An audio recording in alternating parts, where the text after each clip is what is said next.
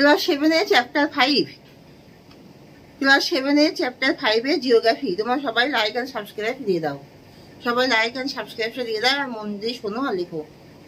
নদীর উৎস কাকে বলে? নদী যেখানে সৃষ্টি হয় সেই জায়গাকেই নদীর উৎস বলা হয়। নদীর জলপ্রবাহের পরিমাণের একক কি? কিউসেক। নদীর উপত্যকা কাকে বলে? উৎস থেকে মোহনা পর্যন্ত যে খাতের মধ্য দিয়ে নদী প্রবাহিত হয় তাকে নদীর উপত্যকা বলে। পৃথিবীর সবচেয়ে বড় বদ্বীপ কি? গঙ্গা নদীর বদ্বীপ। দোয়াব কথার অর্থ কি? দো মানে দুই ও অপ মানে নদী, অর্থাৎ দুই নদীর মধ্যবর্তী স্থান। নদীর ক্ষমতা কোন কোন বিষয়ের উপর নির্ভর করে?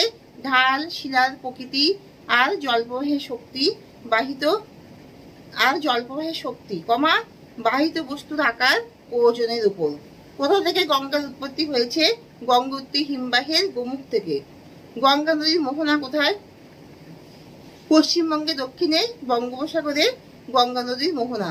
গঙ্গা নদীর দুটি শাখা নদী কি কি? ভাগীরথী ও পদ্মা। একাধিক দেশের মধ্য দিয়ে প্রবাহিত নদীকে কি বলে? আন্তর্জাতিক নদী। আবদ্ধ শৈলশিরা কোন অংশে গঠিত? নদীর পার্বত্য প্রবাহে গঠিত হয়। পৃথিবীর বৃহত্তম নদী অববাহিকা কোনটি? আমাজন নদীর অববাহিকা। নদী কি? নদী হলো স্বাভাবিক প্রবাহমান জলধারা যা অভিকর্ষের টানে ভূমির ঢাল অনুসারে উৎস থেকে মোহনার দিকে চলে। গঙ্গা নদীর উচ্চ প্রবাহ কতদূর পর্যন্ত দেখা যায়? উত্তরাখণ্ডের গোমুখ থেকে হরিদ্বার পর্যন্ত গঙ্গা নদীর উচ্চ প্রবাহ দেখা যায়। আদর্শ নদী কাকে বলে? যে নদীতে উচ্চ গতি, মধ্য গতি আর নিম্ন গতি দেখা যায় তাকে আদর্শ নদী বলে। যেমন গঙ্গা নদী। নদীর সৃষ্টি হয় কিভাবে? পার্বত্য অঞ্চলের বিভিন্ন দিক থেকে প্রবাহিত ছোট ছোট জলধারাগুলো যখন পরস্পর মিলিত হয়ে উঁচু থেকে নিচু স্থানের দিকে বয়ে চলে তখনই নদীর সৃষ্টি হয়। উপত্যকা কাকে বলে? মূল নদীতে যে সমস্ত ছোট জলধারা এসে পড়ে তাদের উপনদী বলে।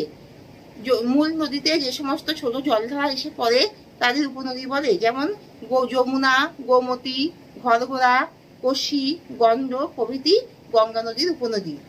শাখা নদী কাকে বলে?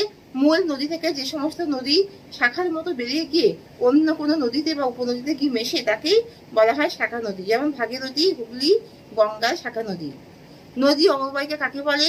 নদী তার উপনদী, শাখা নদী সহ উৎস থেকে মোহনা পর্যন্ত যে অঞ্চলের মধ্য দিয়ে প্রবাহিত হয় সেই ভূমিভাগকেই নদীর মোহনা বলে। সেই ভূমিভাগকেই নদীর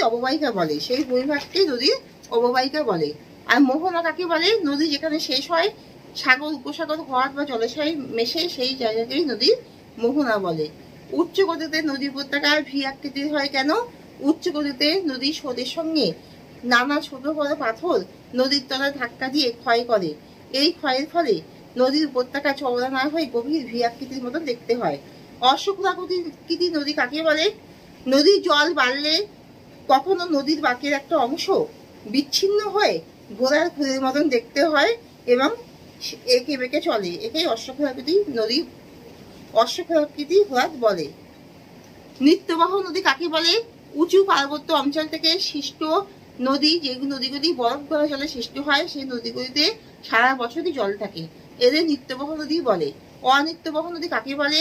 যেসব নদী বেশি উচ্চ অঞ্চল পার্বত্য অঞ্চল থেকে সৃষ্ট হয় না, একটু নিম্ন উপত্যকা অঞ্চল থেকে সৃষ্ট হয় এবং যাতে বরফ গলা জল নয়, যেই নদীগুলি উৎস হলো বৃষ্টির জল, সেই নদীগুলিতে সারা বছর জল থাকে না, এদের অনিত্যবাহ নদী বলে। বদ্বীপ কাকে বলে? বদ্বীপ হলো পলি, বালি, কাকড় নদীর মোহনায় জমা হয়ে চড়া সৃষ্টি হয়। নদীর স্রোত চড়ার দুদিক থেকে প্রবাহিত হয়ে ত্রিভুজের মতন বা বাংলার মাত্রাহীন অক্ষরের মতন দেখতে হয় বলে একে বদ্বীপ বলে। গিরিখাত ও ক্যানিয়ন কাকে বলে? পার্বত্য অঞ্চলের নদীর উপত্যকা খুব সরু ও গভীর হলে বা ভি আকৃতির দেখতে হলে তাকে গিরিখাত বলে। যেমন পরুর, এল, ক্যানন, দা, কলরম হলো গিরিখাত। বৃষ্টিহীন পার্বত্য অঞ্চলে ও শুষ্ক অঞ্চলে সুগভীর গিরিখাতকে ক্যানিয়ন বলে। তবে এখানে শেষ করছি, তোমরা সবাই লাইক আর সাবস্ক্রাইব দিয়ে দাও।